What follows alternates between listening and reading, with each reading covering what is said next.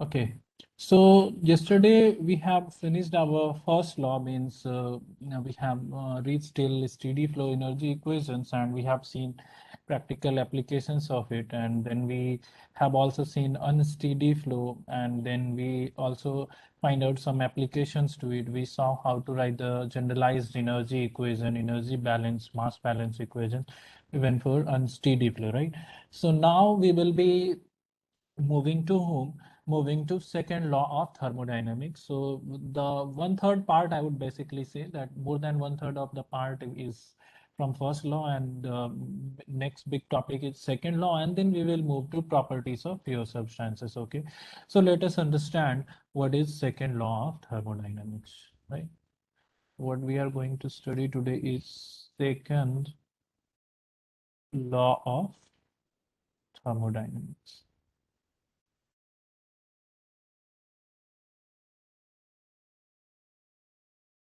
So before moving to the law, what we will understand few things about means general things like nothing to do with law, but we should know in general. So, and one more thing, what is difference between first law and second law? See, first law told you that this dq is delta u plus del w, or dw even we can write.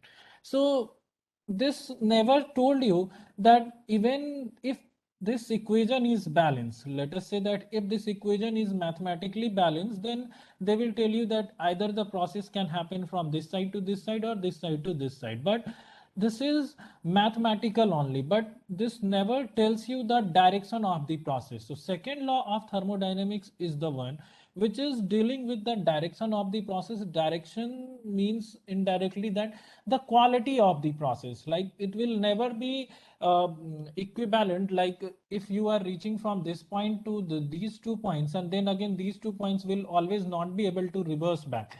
Got the idea? But mathematically this should be possible. So this is the limitation of first law, that first law is only dealing with the total terms only, right? It is not dealing with that if that process is practically possible or not possible. It is not worried about that. It is only worried that if this is mathematically possible. This is what first law does, that only conservation things mathematically balanced, right?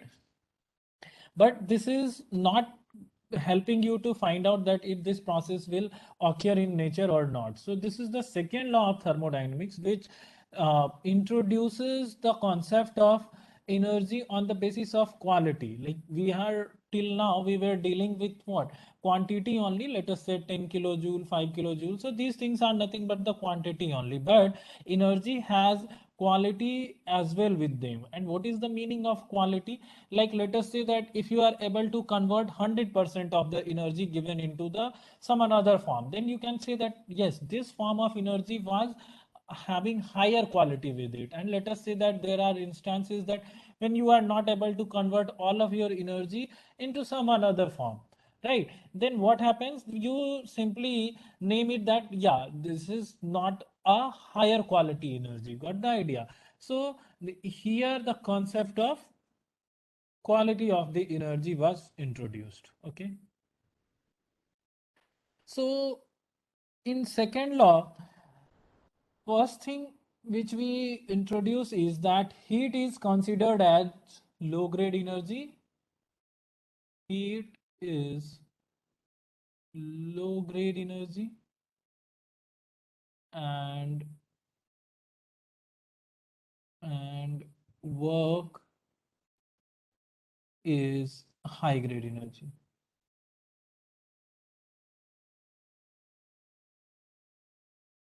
Okay, one thing we are able to understand.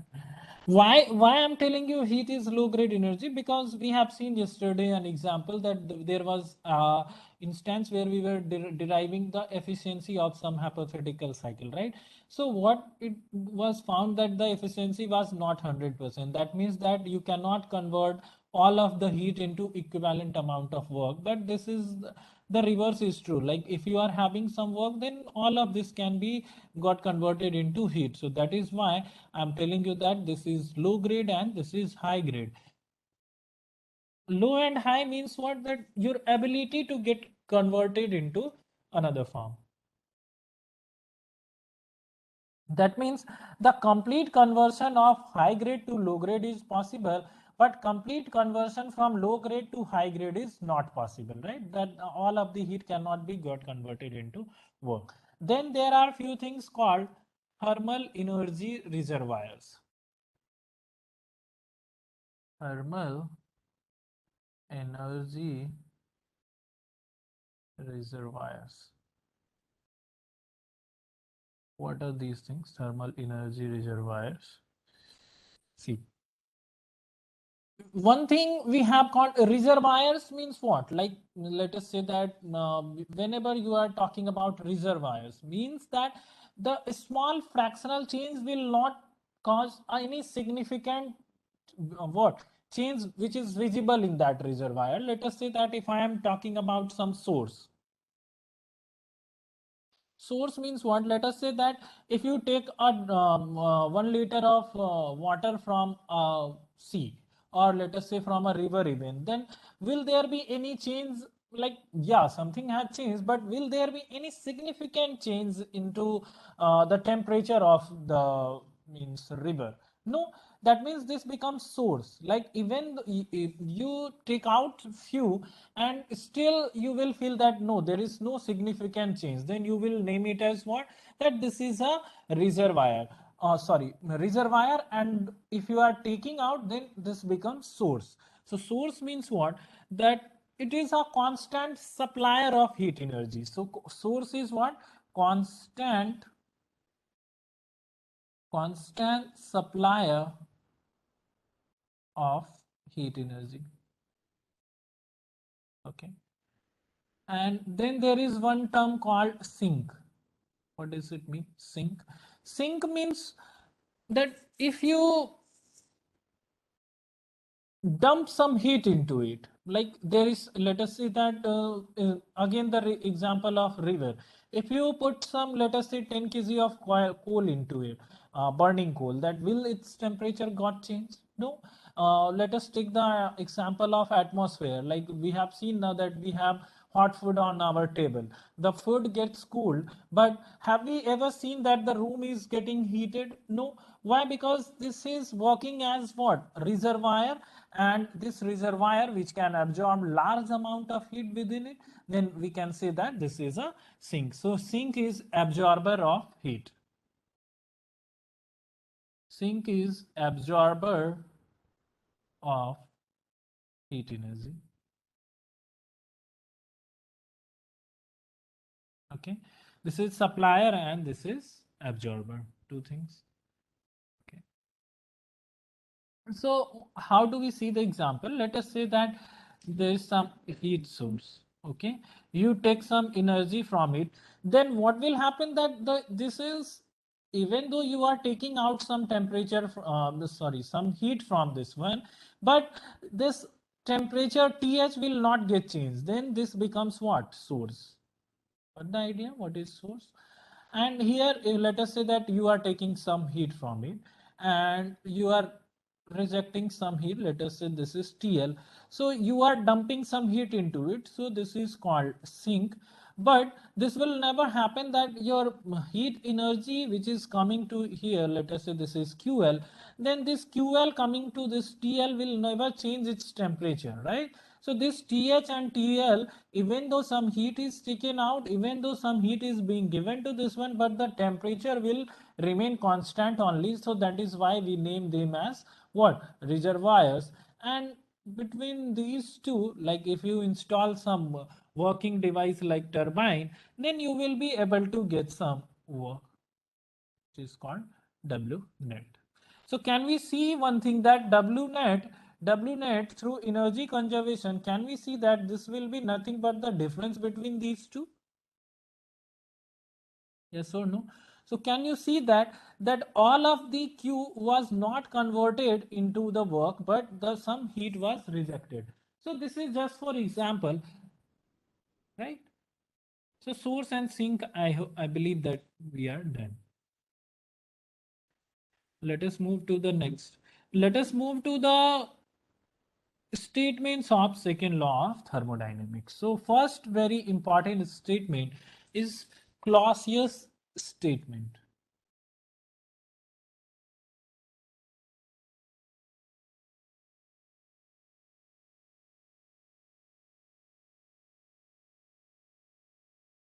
There are two laws of second law of thermodynamics, two laws, no statements we should rather say. So first statement which I have written here is Clausius statement. What Clausius says is that it is impossible to construct a device which operates in a cycle and transfer heat from low temperature reservoir to high temperature reservoir. See, we have seen this in nature now, that the high to low is very easier. Let us say that if you are putting some food into your, some heated plate of food into your room, then what do you feel? That your food is getting cooled, right?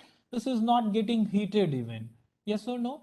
And have you ever feel that the temperature is not decreased beyond your room temperature? For example, let us say that you have a plate of food here. Here, your, let us say that you took out the fluid from the oven and you feel that, okay, this was 100 degrees Celsius. And let us say that room temperature was 30 degrees Celsius. Then what happens is that this food will reach from 100 to 30. That means this food will now again become 30 degrees Celsius. That means that it will attain the temperature of room. If this is your food plate, then it has attained the temperature of room. But this will never happen that this will decrease itself. Let us say that you won't see that this has gone to 10 degrees Celsius. Why? Because your atmosphere was somewhere 30 degrees Celsius. So what happens that from 100 to 30, what high to low was reached automatically. You need not to put any extra effort. But can you feel that from this one, like when you are at 30 degrees Celsius and your room is at 30 degrees Celsius, then there was no scope of heat transfer. So we have seen it practically that this is not possible to reach the temperature of 10 degrees Celsius automatically. Then what we can do possibly is install a refrigerator. So in refrigerator, have you seen that you always do some, always do some work within it, right? Or you, how you are doing this is that you provide some electricity to the compressor and this compressor is consuming it. Yeah, but the temperature difference was existing now. Let us say that your cold drink came out as 10 degrees Celsius, but this never happens that it reaches 9 degrees Celsius. Got the idea? It will increase from 10 degrees Celsius to, let us say that room temperature is 30 degrees Celsius. So here again temperature differential is possible. So you are getting this one, but this is not happening that you are what lowering your temperature beyond your possible value. Getting the idea that it is not possible from 10 reaching from 10 degrees Celsius to 9 degrees Celsius automatically. Yeah, heated is always possible. Yes or no? Like from 10 to 30 it's possible, but it is not possible that you will get 9 degrees Celsius, right? So in order to get 10 to 9, what you will have to do, you will have to do, you use refrigerator. So this is what Clausius said, that it is not possible to construct a device which operates in a cycle which transfer heat from low temperature to the reservoir to the high temperature reservoir without providing any other effect. Got the idea? So this will never happen.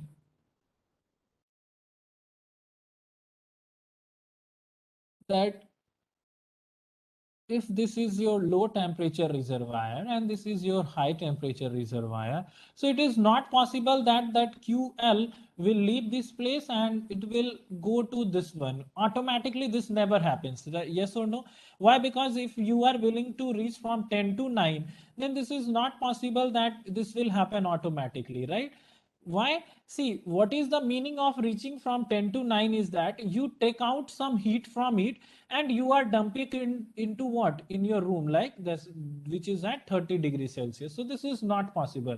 And in case of cold drink, what happens that your cold drink can is at 10 degrees Celsius, your room is at 30 degrees Celsius. So can you see that the temperature has traveled from which direction? Like heat has traveled from 30 degrees Celsius to 10 degrees Celsius. So this direction is possible, but this direction is not possible, that from 10 degrees Celsius to 30 degrees Celsius, this will not happen.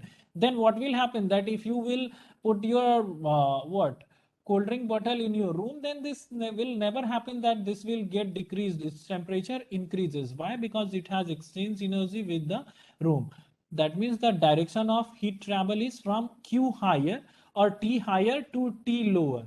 Here also what happened, T higher was your plate temperature and to T lower. But this never happens that from this one to this one got automatically. Got the idea? So similarly, if you are having the temperature of lower temperature of TL and your higher temperature is TS, then this will not happen automatically. You will have to put some what work input, then only this is possible, otherwise this is not possible. And your best example which we have seen around us is what, that is a refrigerator. Then if this was possible practically, like there was no work input required, then there was no concept of refrigerators in the nature. Whenever we need some colder fluid or colder food or anything, what we will simply do, that we will put into atmosphere and it will get cooled down beyond that room temperature. But this never happens, so that is why this is a valid statement. I hope the idea is clear. Okay. Okay, moving to the next statement is Clausius statement is done. The next statement is Kelvin Planck's statement.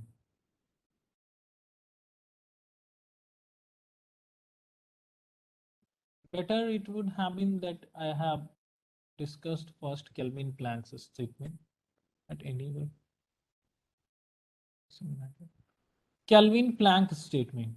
So what Kelvin Planck said, that I'm writing the statement, it is impossible to construct a device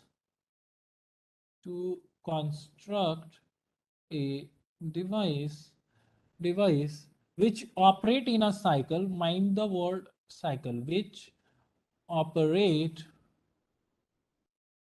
in I'm changing the color so that you mind this word, which operate in a cycle, produces work continuously, work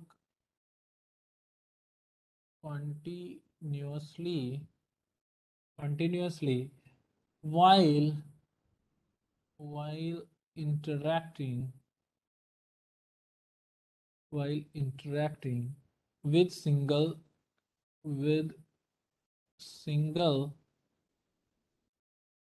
thermal reservoir. See, what does it mean? See, have you seen the example, or like all of us must have be driving some bike someday, or automobile things we have seen. So see, what happens in your automobile is that we have seen continuously some gas existing from our silencer devices. Yes or no? Have we seen the smoky thing? So what is that? This is the like burned fuel air which is going out of your piston cylinder assembly or your engine. Then what happens here is that you are interacting with atmosphere. Got the idea? Somebody must be thinking that why are we wasting this amount of burned hot fuel or air mixture into the atmosphere when we need to heat it, right? So this is what Kelvin Planck told us, that whenever you required continuous work, right? So that is why cycle is written, that whenever you are working in the cycle and you require the work continuously, continuous and cycle is important here. So whenever you require continuous work in a cycle, then you will have to what interact heat with two reservoirs. At least the single reservoir will never be able to help you achieve this. Got the idea?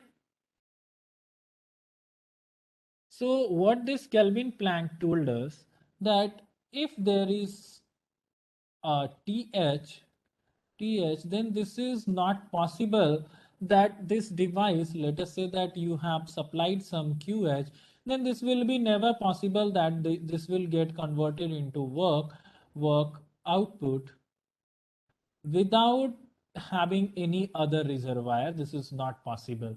So what is required, that you should be having at least one more reservoir where you will dump that heat. Got the idea? Why? Because the waste products, till for now you understand that you need to, completely, not completely, but you need to reject some amount of heat into what, sink, so that you can work continuously. Okay. So then you will be able to get some Q. So this device is possible, but this device is not practically possible. Why? Because this is not possible that if you are working in a cycle, then you need to, you cannot work that device, or you cannot produce that device that is exchanging heat with one reservoir only. Like if this is your device here, so this is not possible that there is no another sink where it is rejecting the heat. I hope the idea is clear. Okay. And there is one thing called thermodynamic temperature or Kelvin scale. Thermodynamic or Kelvin temperature scale.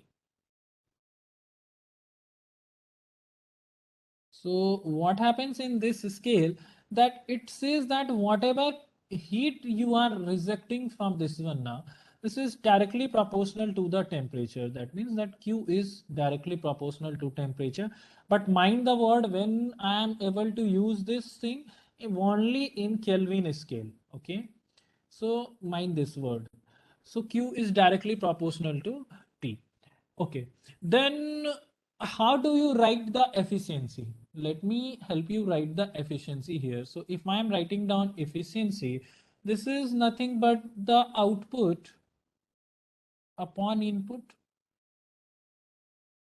Okay, what you are getting as output is W net, and what you are getting as input is Q supplied or QH here.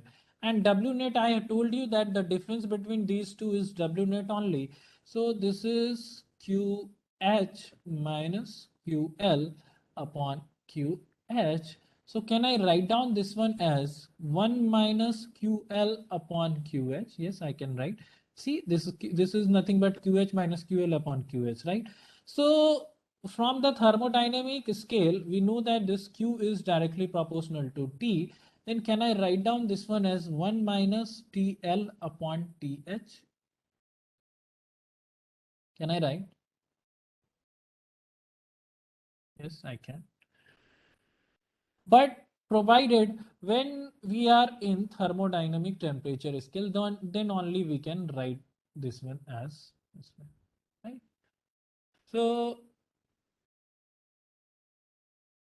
then Kelvin Planck statement is about whom? That those devices who are producing work. So this is asking about whom? This is asking about work producing devices.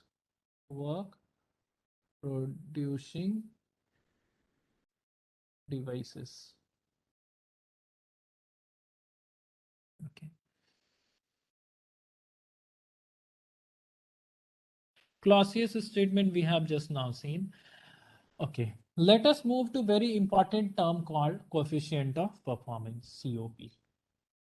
Coefficient of performance. Okay, so it is the ratio of COP. See what happened, that when we saw this Kelvin, this not Kelvin Planck, this Clausius statement now, then when you will go to find out the efficiency, then you will find out that your efficiency comes out greater than 1. So in order to avoid the confusion, what we did is that we named it as coefficient of performance. Why this is greater than 1? Because you are converting higher grade energy into lower one. Why? Because what was the Clausius statement? Let me help you again. It told you that from lower temperature to higher temperature, if you need to transfer heat from lower temperature to higher temperature, then you need to provide some work input W in. So this device is consuming heat and then work, and then this is trying to convert or take out heat from the lower one to the higher one. So that is why here your high grade energy is involved in transferring lower grade energy. So that is why this if you talk about efficiency, this came out greater than 1 because higher is converted into lower.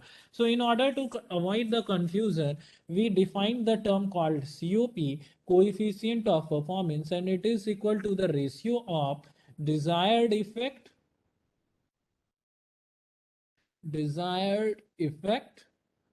divided by work input. Okay, I hope the idea is clear. Okay, so this becomes what, and depends that what is your desired effect. Sometimes it may happen that your desired effect is this one. That means you are trying to transfer the amount from lower energy to the higher one. So what was the example we have seen now, that we had one what one bottle example. One, let us say that there's a can of some cold drink. Okay, some cold drink was here. So what you are willing to do is that you want to cool it. Then if you want to cool it, you want to extract some energy and reject it into what? Atmosphere, and atmosphere is at higher temperature. So what you are trying to do is that you take some heat and you convert it. So what was your desired effect? You take that QL from this one, like you are rejecting some QL amount of heat and then you are rejecting it into the TH. This is the funda. So here your QL which you are able to reject, this is nothing but the desired effect. So in case of refrigeration, here what we are trying to do is refrigeration. So in case of refrigeration,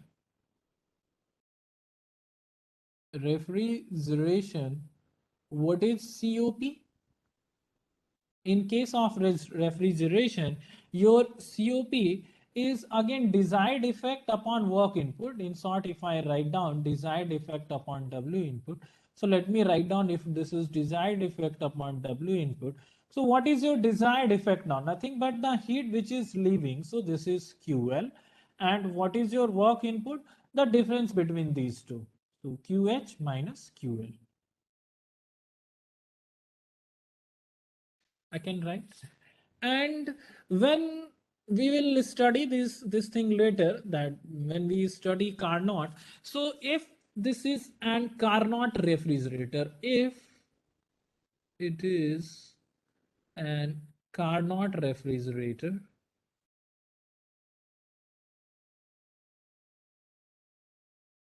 then it says that Q is directly proportional to T. So COP of refrigerator, I am writing down like this. COP of refrigerator will become what? If it is an Carnot refrigerator, then COP is nothing but TL. Why? Because Q is proportional to T upon TH minus TL. Okay. This is the case of refrigeration. And sometimes what happens is that in case of the countries where temperature gets very low, let us say in some European country, what happens is that what you will be desiring is that your outside atmosphere is colder, and let us say that this is your room, and your outside atmosphere is there, and this is having temperature lower than room. Let us say that T infinity, and if this is T room, then what happens that T infinity is lesser than T room. So if you want this TR to get higher, means that you want your temperature to increase, then what will happen that you will take the some heat from this one and you will be rejecting this heat into this one, but your desired effect is now that how much heat you are able to get, yes or no? So your desired effect is now QH. Why?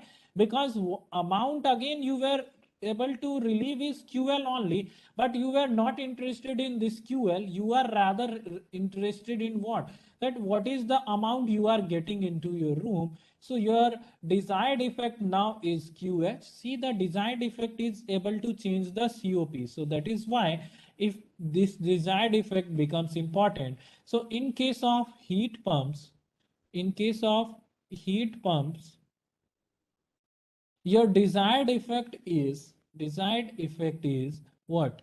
QH.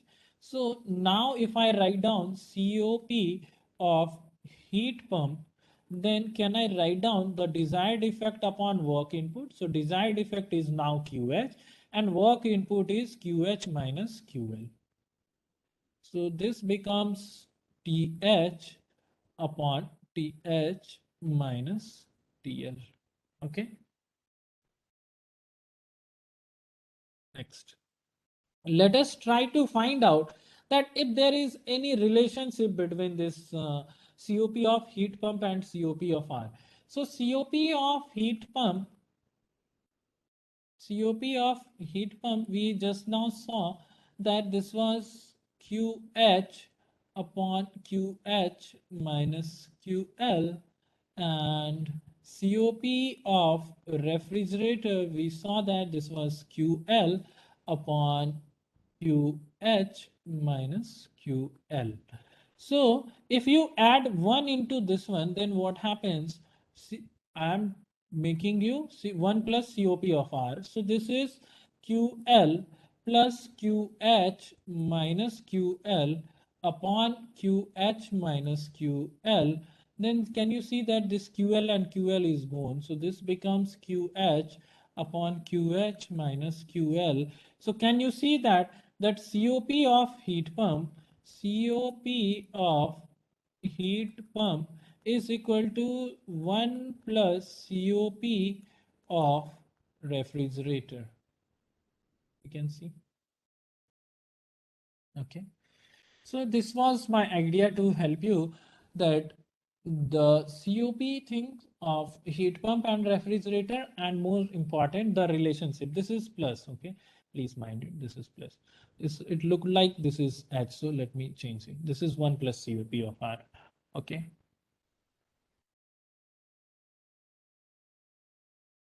Next. But when we will be using this temperature, only when they will mention you that this is Carnot refrigerator. In case of Carnot refrigerator or Carnot heat pump,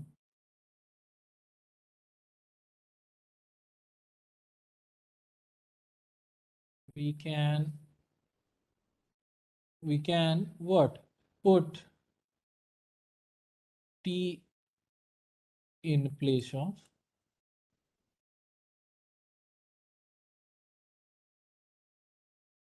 we can substitute Q as T, but in case of Carnot refrigerator only, see, if they will not mention that this is an Carnot refrigerator, then you will be trying to find out the data required to find out the COP.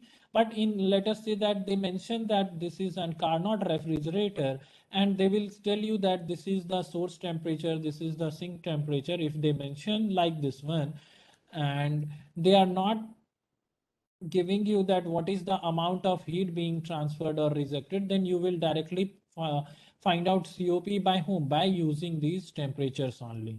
Got the idea? Okay. So let us move to the next very important relation, that is called Clausius inequality. What is that? Clausius inequality.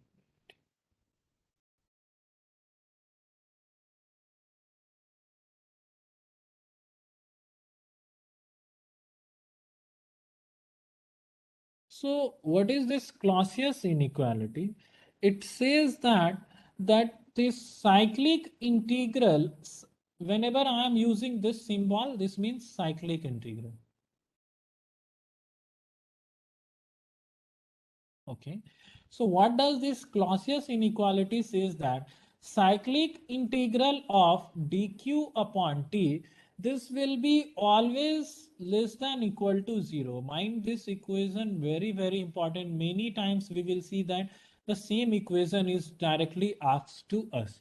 Okay. So let us look after the conditions when this is equal to 0 and when this is less than equal to less than 0. Okay, and when equal to 0. So when we are using this term dq upon t is equal to 0, then this is valid for whom? Reversible process. This is valid for reversible process. And when you are writing dq upon t is less than 0, then this is irreversible process.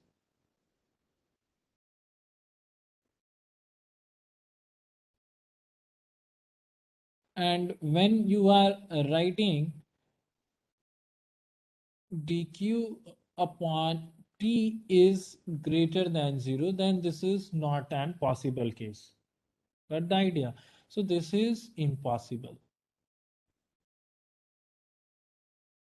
This is impossible that dq upon t, the cyclic integral of dq upon t rather. So let me use the cyclic integral also.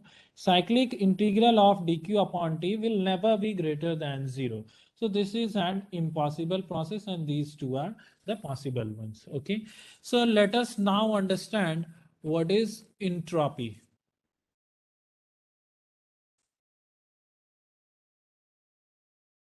Entropy.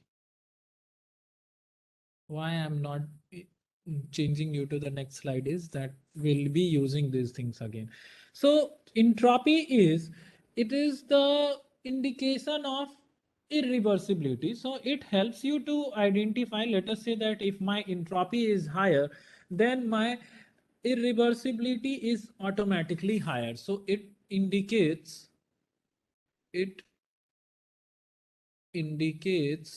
what? Irreversibility.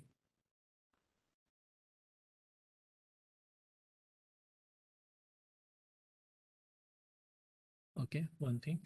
And the second thing about it is the measurement of degree of disorderness or randomness in the system. So it is the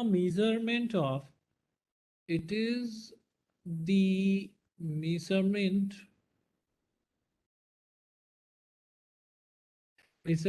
of degree of of disorderness or randomness. Okay. Next thing is entropy principle.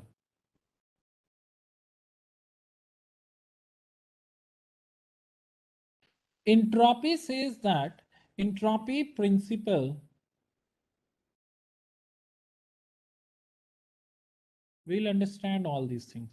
Entropy principle, it says that entropy change of universe can never have negative value, means delta S universe, entropy change of universe, entropy we denote it by the term S.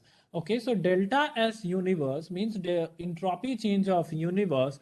This will be always greater than equal to 0, but this will never assume a negative value. Okay, so this is called entropy principle. Sometimes we have questions based on this statement only, that what? The delta S universe is increasing, decreasing, or it can increase, decrease, something like that. Yeah. So I can write delta S universe is greater than equal to 0. So what is entropy? So entropy is Yeah, more order to disorder. Why this is why we see that the disorderness of the universe is continuously increasing. Why? Because the entropy of the universe is always increasing. Why? It cannot decrease, right? So whenever some process occurs, the entropy of the universe increases. Okay. Now, let us understand what is entropy. Mathematically, it is quantified as ds is nothing but dq upon t. ds is dq upon t. Okay, so this is how we define entropy mathematically.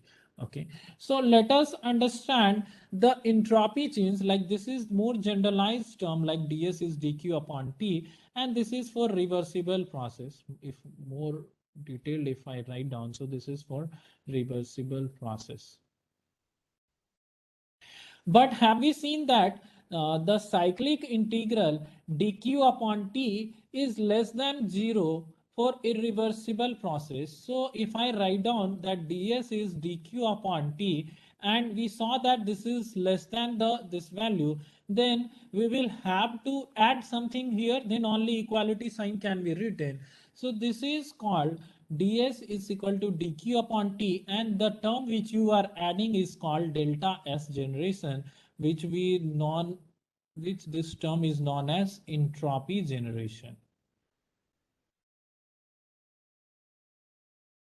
I hope we are getting this. That what was this equation, that dq upon t is less than 0 for whom? For irreversible process.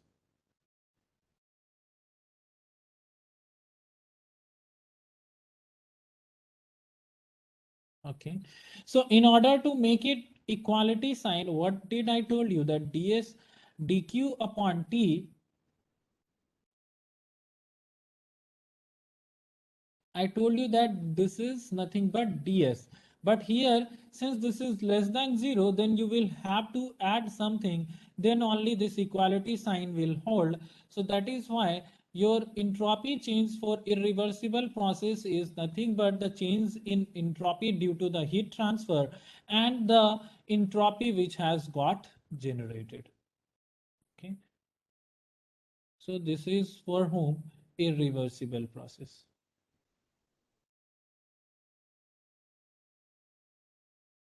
So can you see one thing, that there is no entropy generation, there is no entropy generation in reversible process?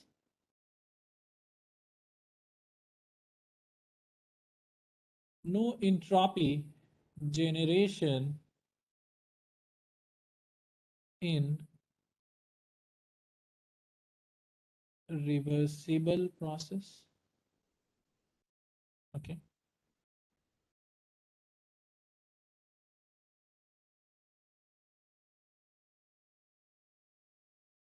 Yeah, order didn't change. Yeah, very good.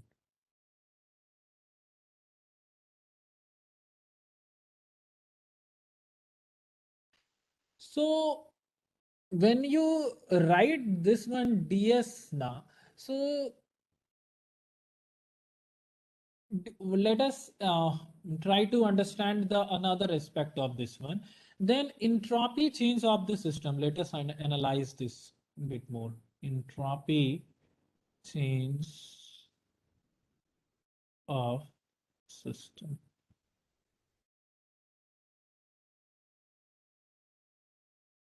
And then how do you analyze this entropy change of the system? It is the summation of entropy change of any system. Let us say that you are analyzing a turbine. Let us say you are analyzing some IC engine. You are analyzing any thermophysical devices. Then what will happen is that entropy change entropy change,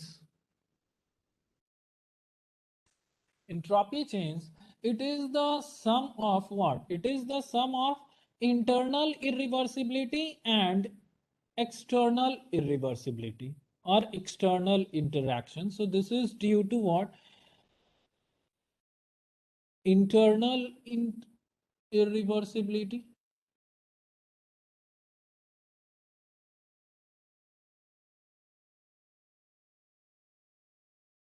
plus external.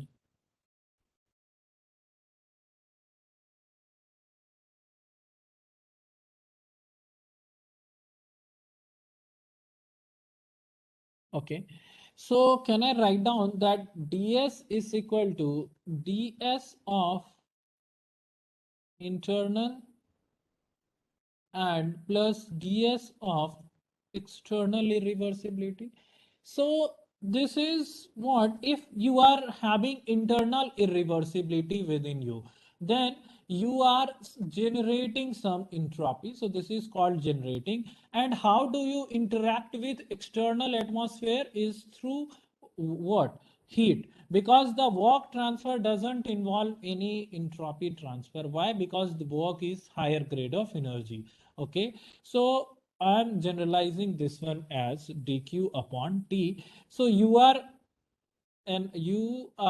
interacting with external activities, means external surrounding, by whom? By changing, by exchanging heat. And if you are having some internal irreversibility, let us say that you are having some frictional losses, you are having finite temperature differences within the system, then you will be having what? Generation of entropy. And if you are what?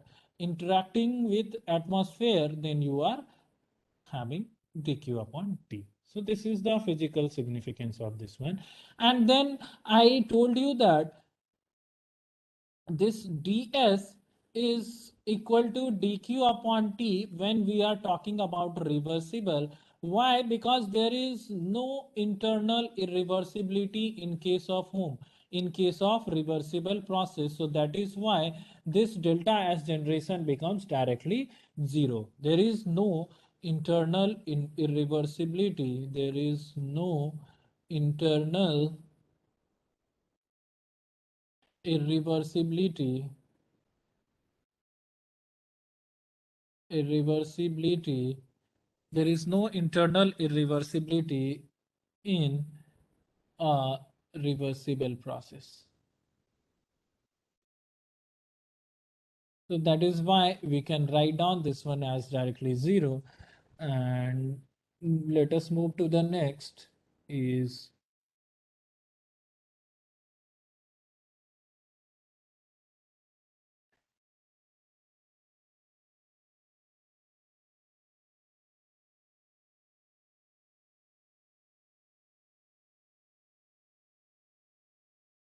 second thing. We have already seen now that if we are dealing with external irreversibility, or you say it, this one is valid for whom? Irreversible process.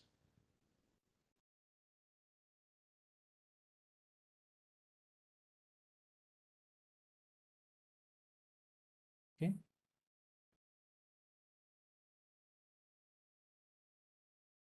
So this is the idea about entropy.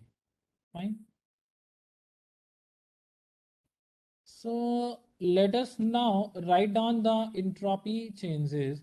And before that, let us write down the combined first and law, second law thermodynamic equation. So popularly known as TDS equations.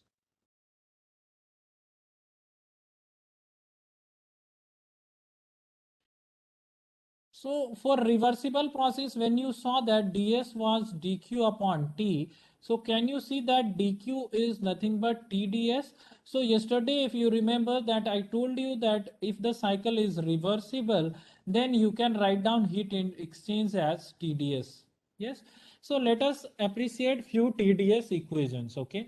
So this is also called combined first and second law equations, right?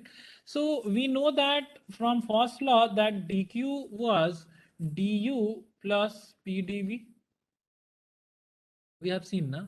And here what we have seen is ds is equal to dq upon t for reversible process. I am writing down for reversible process.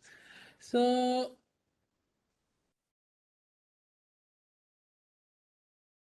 can I write down dq as tds, or let us say that I'm writing down for generalized process. Okay. And then let me write for reversible process.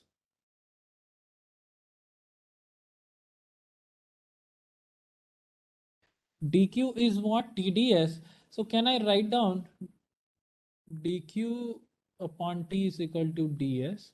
Why? Because delta S generation is equal to 0. So can I write down now that dq is TdS? So let me put this one into 1. So 1 becomes now TdS is equal to du plus PdV. This is 1. Okay. So this is one equation. And there is one more TdS equation. Let me write here itself. That is, let us first remember back this equation. We knew that H was U plus PV, if you remember. Yeah. So can I write down uh, capital H is equal to capital U plus PV? No problem at all. So let us take the differential. Capital means absolute. So can I write down dH is equal to du plus differential means what? First of this one and then second this one. So can I write down PdV plus VdP means P constant differential of V constant differential of P. Okay, so we know something about du plus PdV from 1. Can we see that? Can we recall this one here? So can you see that your dH is equal to now du plus PdV? I know this is TdS plus VdP. So can I write down this TdS is equal to dH minus VdP? Can I write down? Yes, I can. So these are very important equations. These are two very important equations while solving questions of first and second law combined.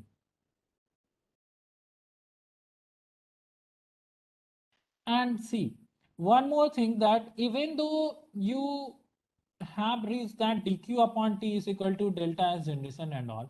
So one thing is that entropy is a property. Entropy is a property. Okay. And if entropy is property, then what happens that when you are writing this TdS equation is du plus PdV, TdS is dH minus VdP. If it is a property, then will it mind ever that what is the process it has followed, like whether reversible or irreversible? Never. Why? Because that entropy is an property. So what does it mean? It means that if entropy is a property, then these equations, equation 1 and 2, equation 1 and equation 2, both are applicable to reversible as well as irreversible process. Many times they have asked us that what is the condition to apply these equations? So there is no condition. Okay. And what is the basic requirement or basic thing which helped us? That entropy is a property itself. Okay. Let us now find out the entropy chains of various substances. So entropy chains of ideal gases.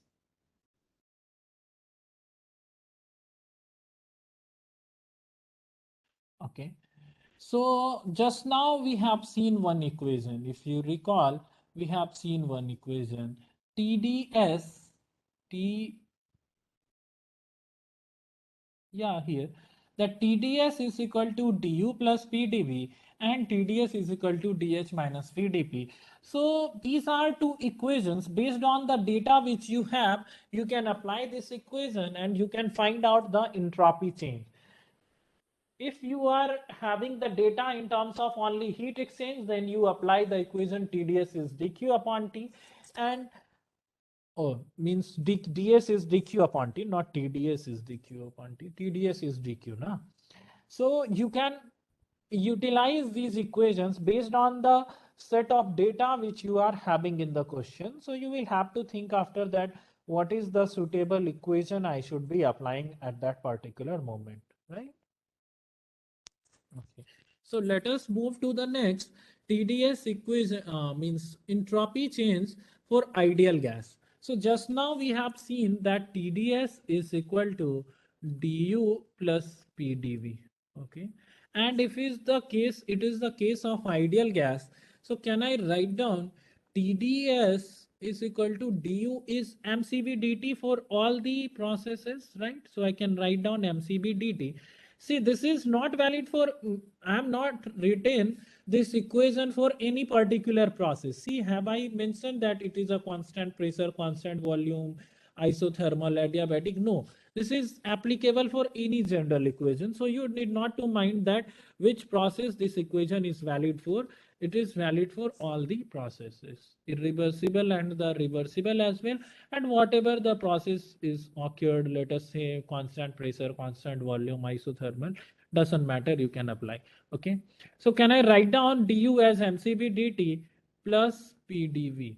Let us now take this t part on this one. So can I write down ds is mcv into dt upon t plus p upon t into dv,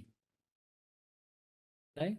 And we know this equation PV is equal to mRT. So how can you replace P upon T? P upon T becomes what? M into R upon V. So can I write down now that ds is mCV dt upon T plus P upon T is M into R upon V into dV. So when you integrate it, like between two limits, let us say that a process has occurred from 1 to 2. So can you write down S2 minus S1? But mind this, that this is applicable for ideal gas only.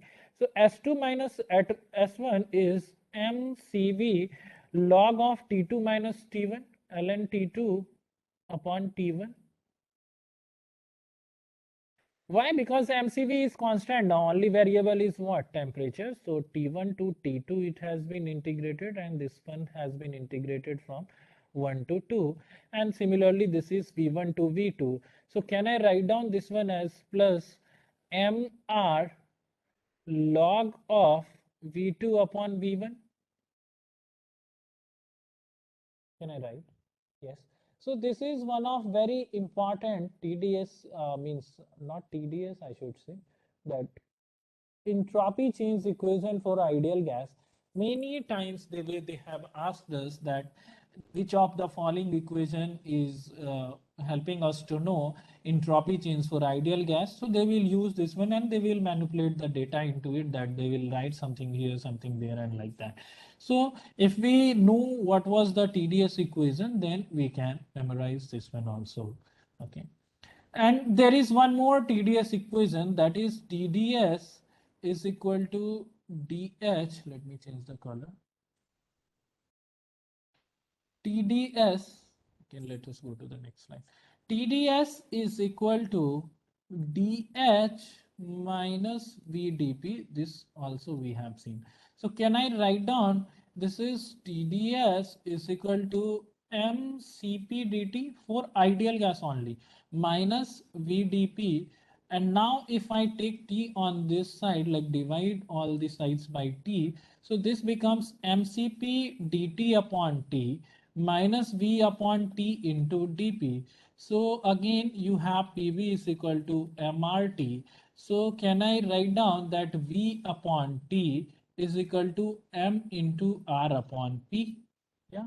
So can I write down now that ds is equal to mCp dt upon T minus V upon T is M into R into dP upon P.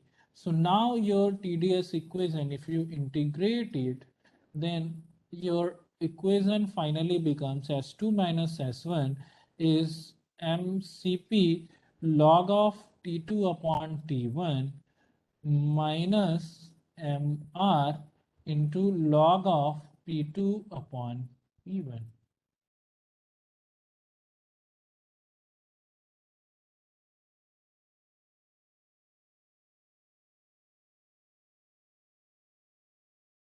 Okay. So this S2 minus S1 is MCP log of T2 minus T1 MR ln P2 upon P1. Let us write that equation again.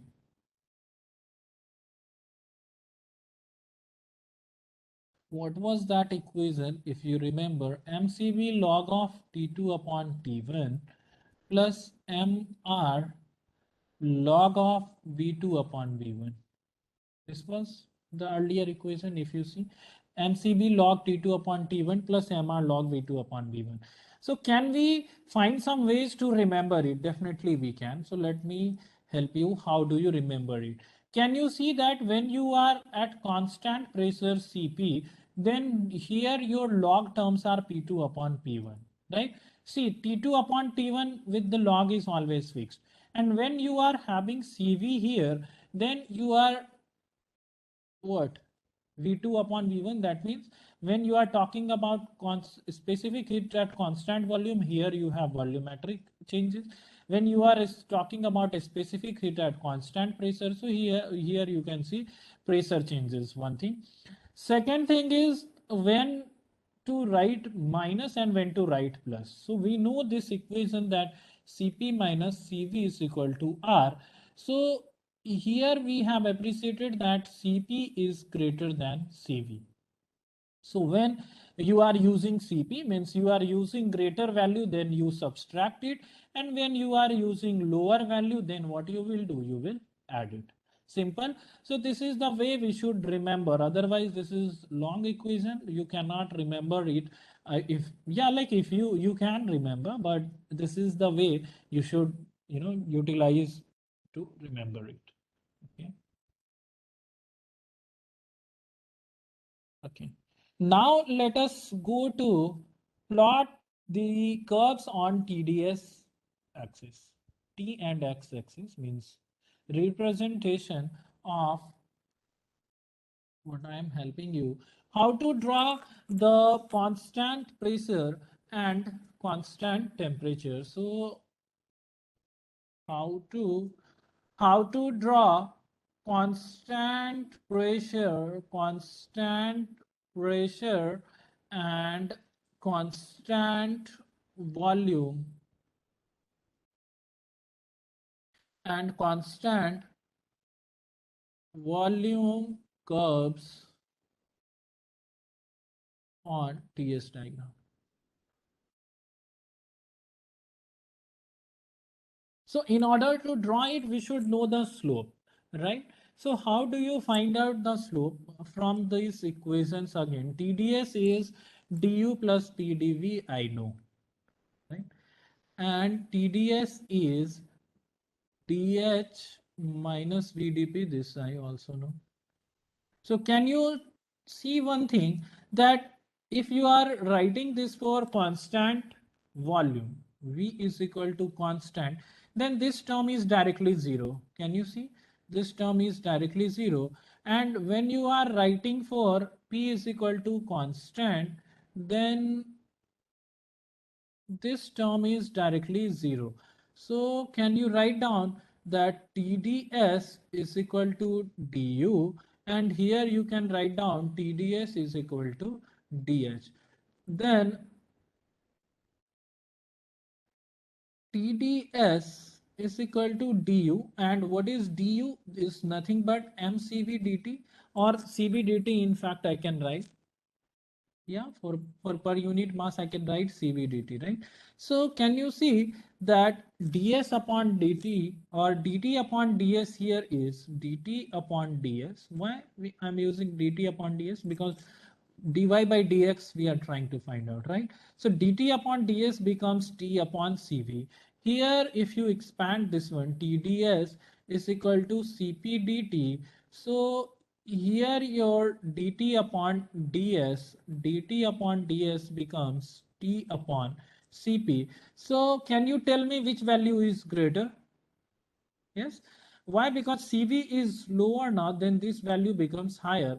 So can I see that T upon CV is greater than T upon CP?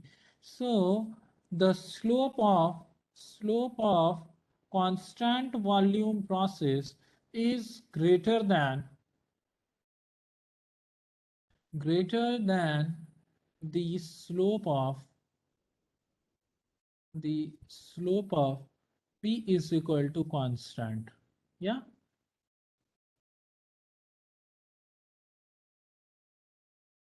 So if you are trying to draw this curve like constant pressure and constant volume on TS axis, then how you will draw that? If this is constant volume process, then constant temperature pressure process will be below this one. Why? Because this is having slope compared to this one as lesser value. Okay.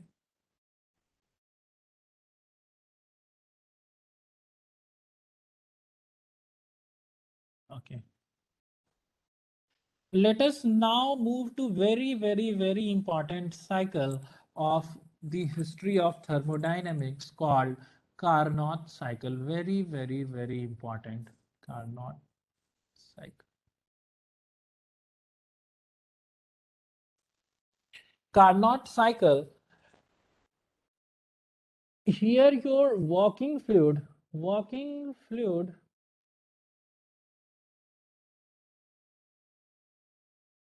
is any compressible substance.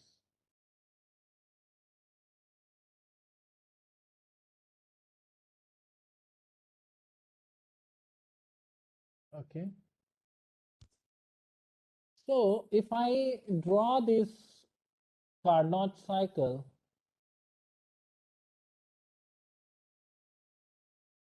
this is your temperature axis and this is your entropy axis.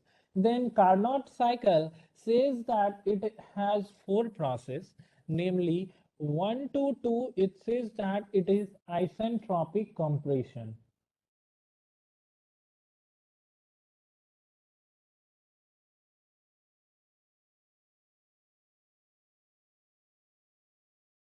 Isentropic compression.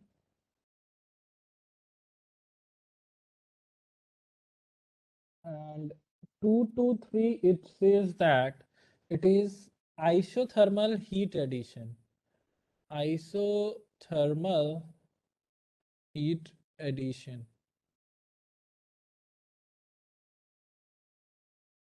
Then 3 to 4, we have isentropic or reversible adiabatic expansion.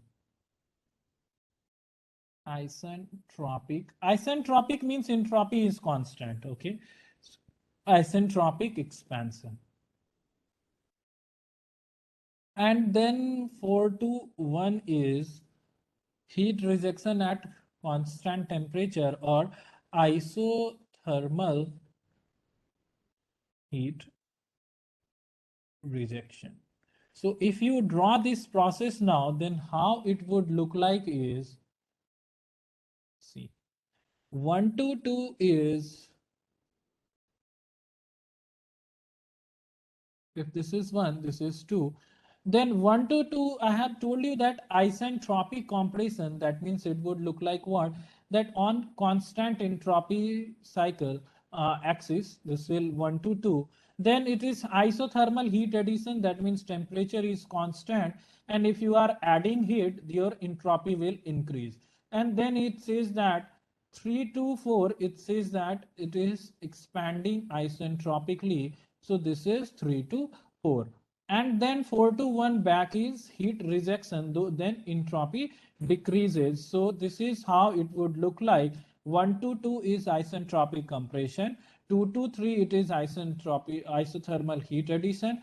3 to 4 it is isentropic expansion. And 4 to 1 it is isothermal heat rejection. So this is what Carnot cycle would look like. Okay.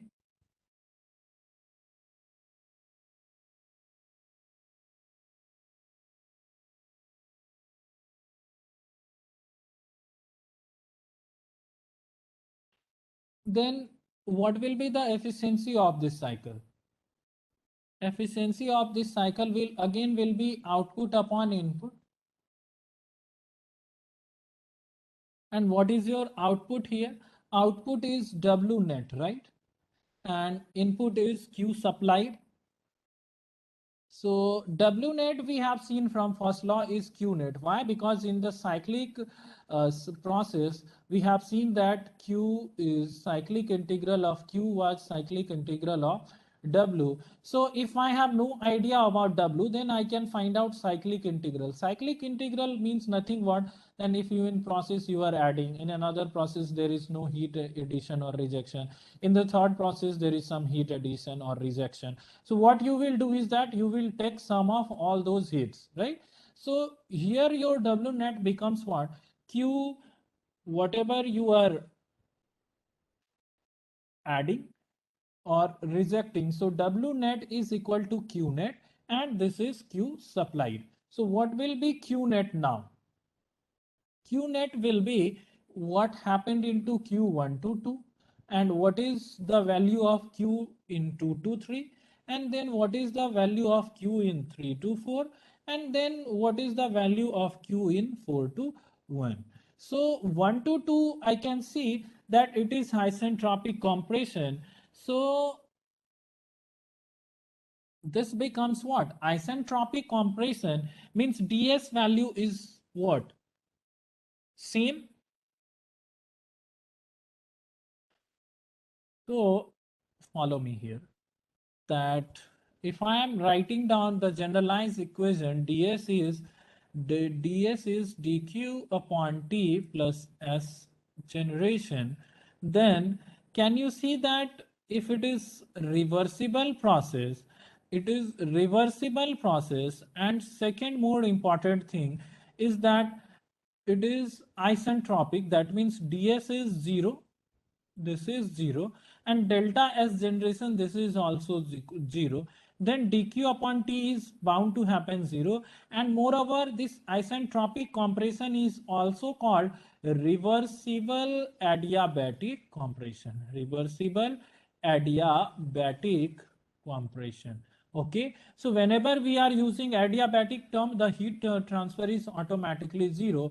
So q1 to 2 is directly 0. Okay, then let us talk about q2 to 3.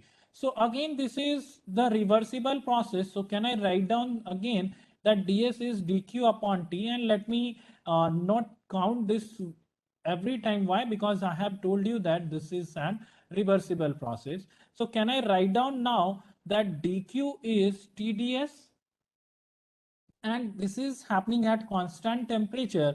So I can write down either T2 or T3, the things are same. So T2 into ds is what? S3 minus S2. So can I write down this one as S3 minus S2? So Q2 to 3, can I write down this is T2 into S3 S3 minus S2, and Q3 to 4. This is again directly 0 only. Yes or no? Because the what? Isentropic expansion means again reversible adiabatically expansion.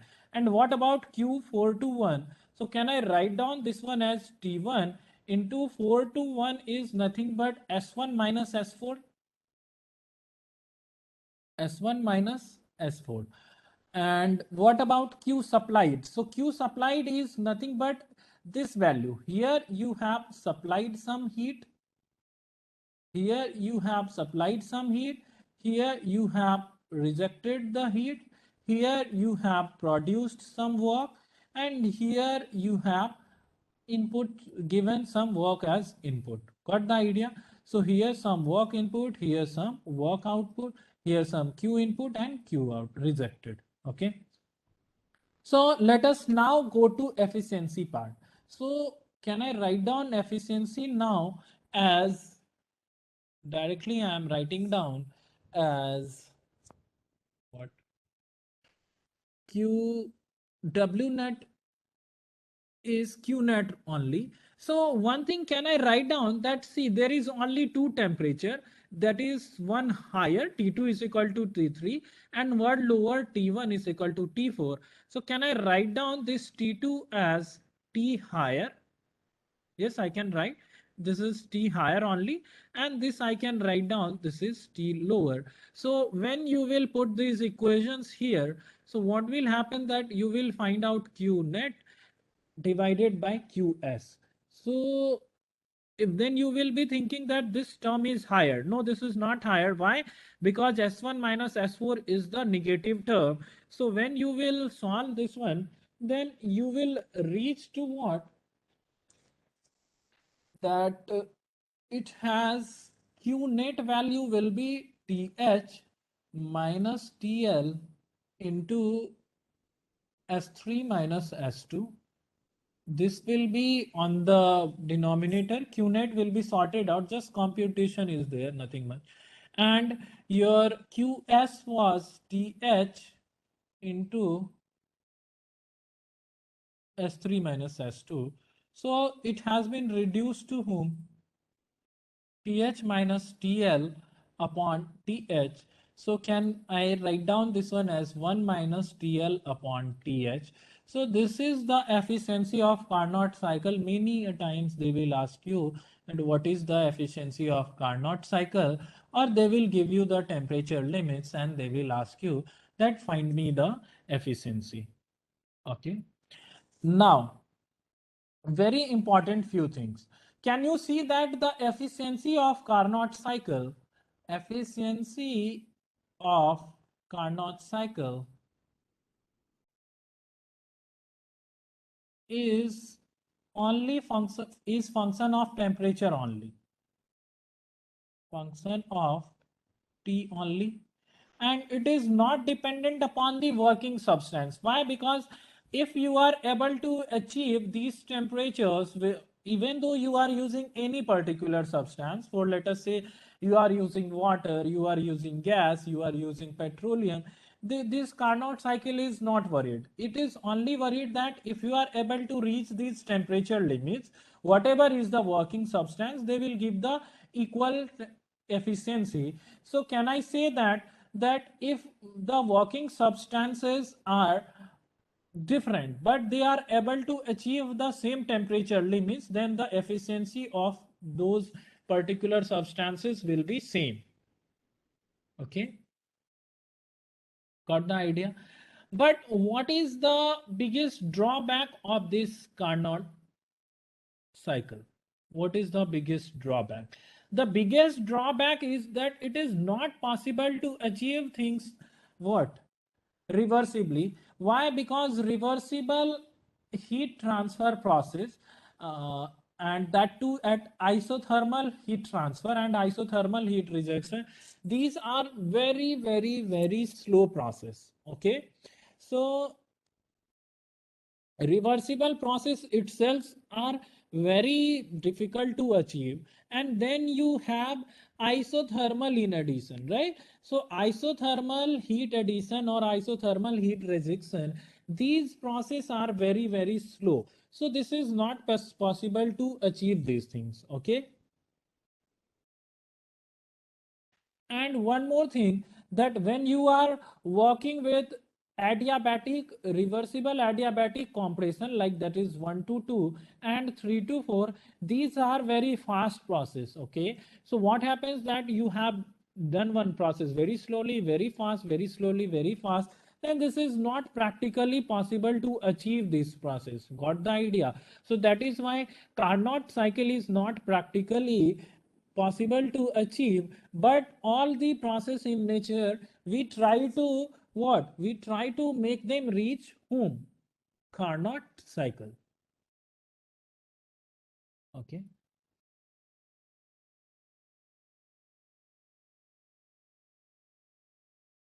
So Carnot efficiency is the function of temperature limits only. This is the thing which you should remember. And the Carnot which you give, which efficiency this Carnot gave, now this is neta max. This is not possible for any device to violate that they will achieve the efficiency higher to this one. Then what happens that sometimes they will give you in the problem that let us say that someone is walking between these two limits, and they will tell you that he's able to achieve, let us say, that efficiency of 80%, and then you found that neta max, which is Carnot efficiency, is 60% only, then you would directly say that this claim is what? Wrong. Claim is wrong. Why? Because the best possible cycle, which is Carnot cycle itself, is able to give 60% efficiency only. Then how come it happened that you are achieving 80% of the efficiency? Got the idea? Okay.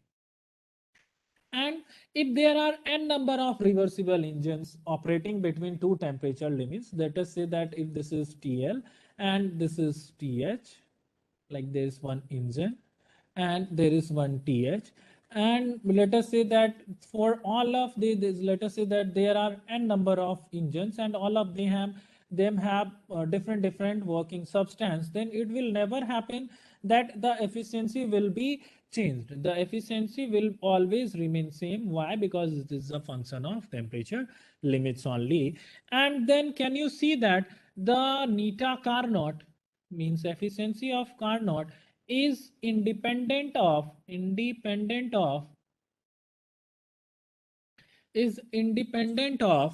working fluid property?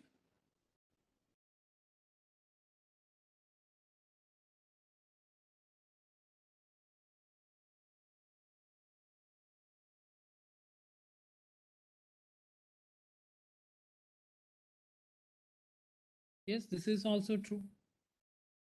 Okay.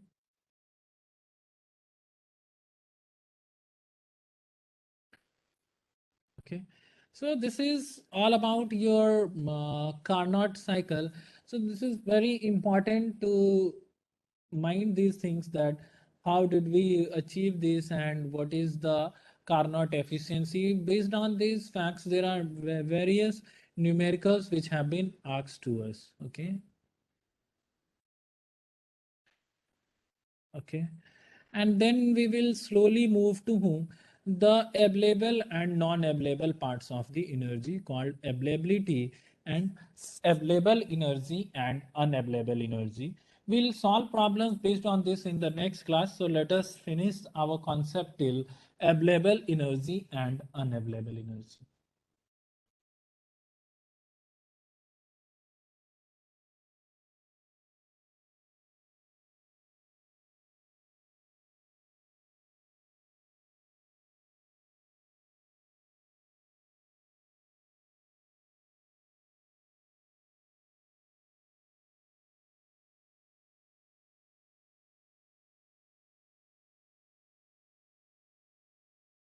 See what will happen in this case. See, let me tell you first what is available energy.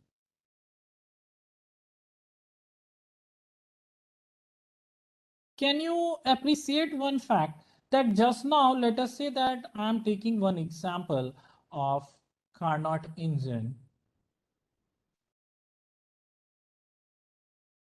Okay. Let us say that this temperature, the higher temperature is, let us say, 127 Kelvin, sorry, degree Celsius, or let us say that we are using directly in Kelvin. So let us say this is 600 Kelvin and this is 300 Kelvin to whom you are rejecting, and this is your engine. This is able to provide you some work. So what is efficiency now? Efficiency is 1 minus TL upon TH. We have seen now. So temperatures you will always put in Kelvin only. So 1 minus 300 by 600.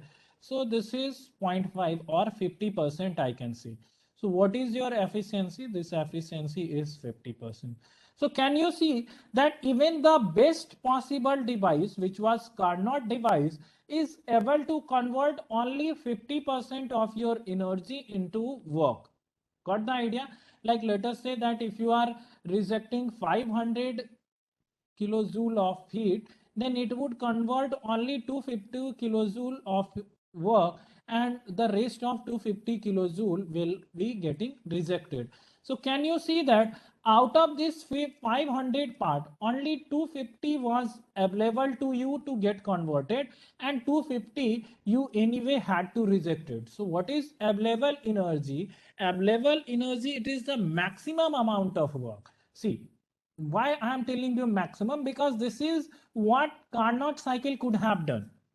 So what I'm telling you, that even though you are not working on Carnot cycle, but you will try to idealize with respect to whom? Carnot. So what you can say about available energy, that it is the maximum amount of work that can be extracted from a certain heat input in a cycle. So what is available energy? It is the maximum amount of work that can be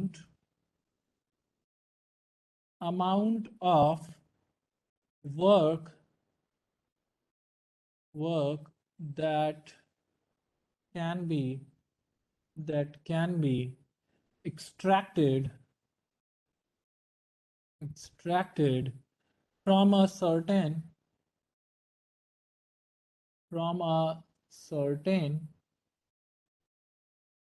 heat input in a cycle.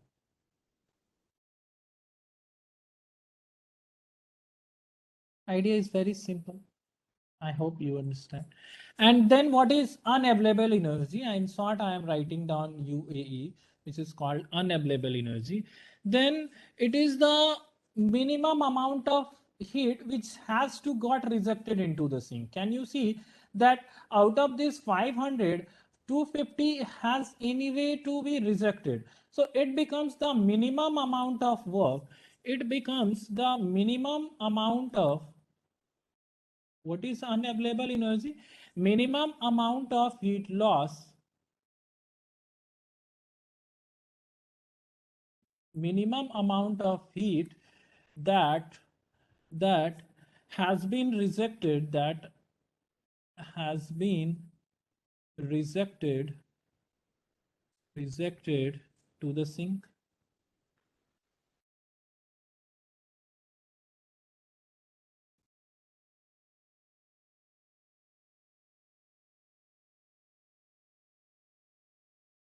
So this is what available energy and unavailable energy tells you. So the practical example we have just now seen, let me help you with the help of a cycle.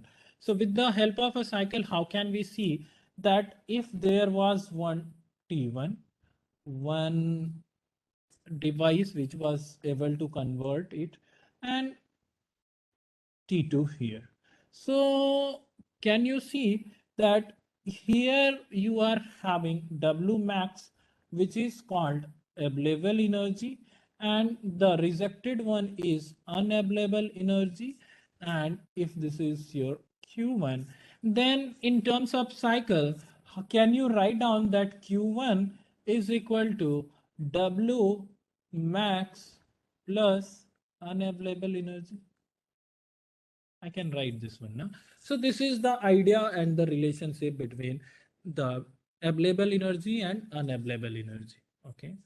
So let me help you for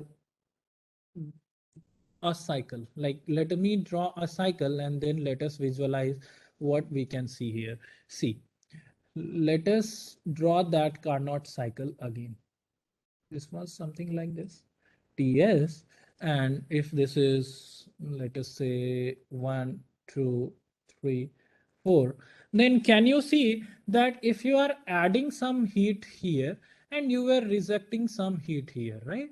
So, and this is your delta S, this is your delta S value. So can you see that Q1 which you are adding is nothing but, can I write down, this is T2 into delta S, right? And Q which you are rejecting, or can I write down Q1 upon T2 is delta S, right? And one more thing, that when you are rejecting heat, or here your T1, let us say that this T1 is atmospheric temperature, means that you have started from some temperature and you have reached till the atmospheric one. Like available energy, this is the maximum possible work extracted from certain heat input in a cycle. Then what you will see that here your 300 Kelvin is room temperature. Got the idea?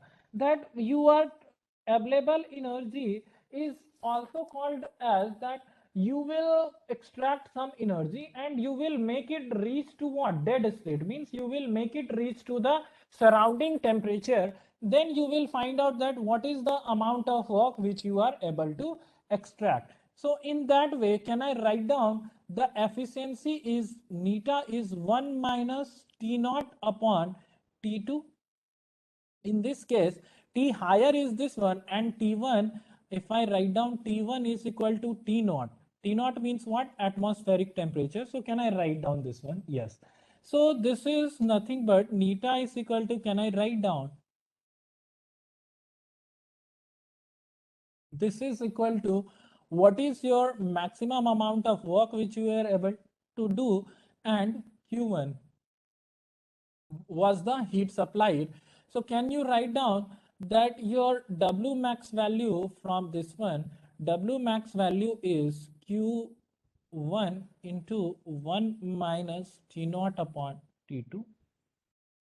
And in general, what I can see is what I can do is that this T2 is nothing but the source temperature, yes or no, or the higher temperature in the cycle. So can I write down that W max is equal to Q1 into 1 minus T naught. Let me avoid this confusion, this T2, let us say that if this is 1, so let me tell you that this is the T1 and this is T naught. T2 is equal to T naught. So can I write down this is 1 minus T naught upon T1. So you will be able to remember this equation. So what is the W max in case of what? Carnot cycle, Q1 into 1 minus T naught upon T1. Okay, so can you see that this W max is equal to, this is nothing but Q1 minus Q1 upon T1 into T naught. And what is Q1 upon T1? Q1 upon T1 is delta S. So can I write down W max is equal to, W max is equal to Q1 minus delta S into T naught?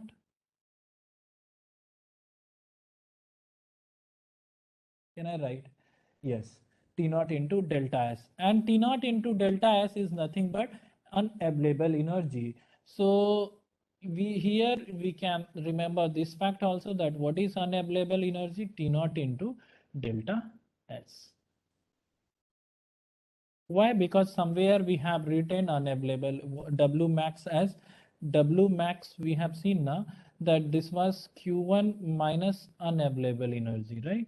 And then here you can see that W max is Q1 minus delta S T naught. That means this unavailable energy is nothing but T naught into ds. And in the graph, where is that T naught into ds located? Here, right? So initially you supplied this one, means you supplied this energy, this much plus this much. If I say this area is 1, this is 2, then Q1 is nothing but A1 plus A2, and Q2 which you are rejecting is nothing but A2. So this is now helping you to understand that this A2 which you have rejected is nothing but unavailable energy, and this A2, can you see that this is nothing but T naught, means atmospheric temperature, and whatever delta S you were able to achieve. I hope now this is clear that unavailable energy is T naught into delta S. Many times you will face this kind of questions in the exam, that what is unavailable energy. So you will simply look after the options, or W max is Q1 minus delta S into T naught.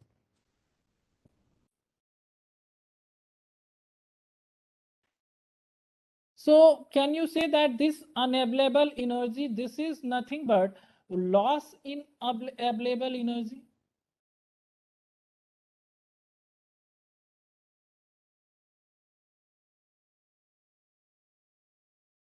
Because whatever was available with you out of this one was not with you ever. So we can name it as loss in available energy. Okay. So this was my motive to teach you that what is available and unavailable energy. Okay.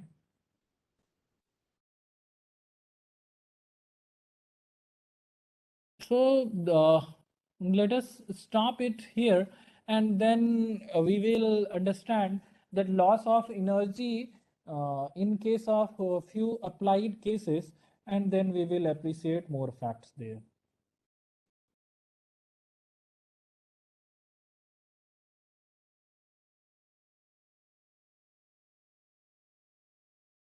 Okay, so we will stop here. Okay.